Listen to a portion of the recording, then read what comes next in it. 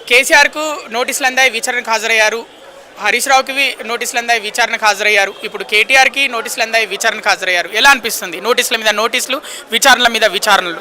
రేవంత్ రెడ్డికి ఇచ్చిన గ్యారంటీల మీద, ఇచ్చిన హామీల మీద నెరవేర్చే శక్తి లేక, ప్రజాపాలన అందించే ధైర్యం లేక, ప్రజలకు ఏ విధంగా పాలన చేయాలో అనే అవగాహన లేక, ఇవన్నిటి నుంచి డైవర్ట్ చేయడానికి మాత్రమే కేసీఆర్ గారికి విచారణ అని, కేటీఆర్ గారికి ఏసీబీ విచారణ అని, హరీష్ అన్న మీద కేసులని విచారణ అని ప్రయత్నాలు చేస్తున్నాడు.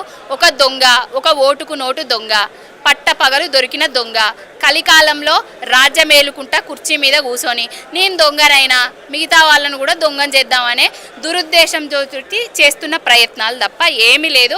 ఎక్కడ ఏమీ అవినీతి జరగలేదు. వీళ్ళు అవినీతి చేసే కుటుంబం కూడా కాదు. బాపు కేసీఆర్ గారు సావు నోట్లో దలబెట్టి తెలంగాణ రాష్ట్రాన్ని తీసుకొచ్చిండు. ఆ తెచ్చిన తెలంగాణలో మనం వండుకుంటా, ఆయన మీద అవాకులు చెవాకులు పేలుకుంటా, ఆయన కుటుంబం మీద బురద జల్లే ప్రయత్నాలు చేస్తున్నారు. కర్మ అనేది ఎవరిని వదిలిపెట్టది. ఇప్పుడు నువ్వు అధికారంలో ఉండొచ్చు, రేపు మేము అధికారంలోకి వస్తాం. ఇంతకు ఇంత ఉంటుంది రేవంత్ రెడ్డి.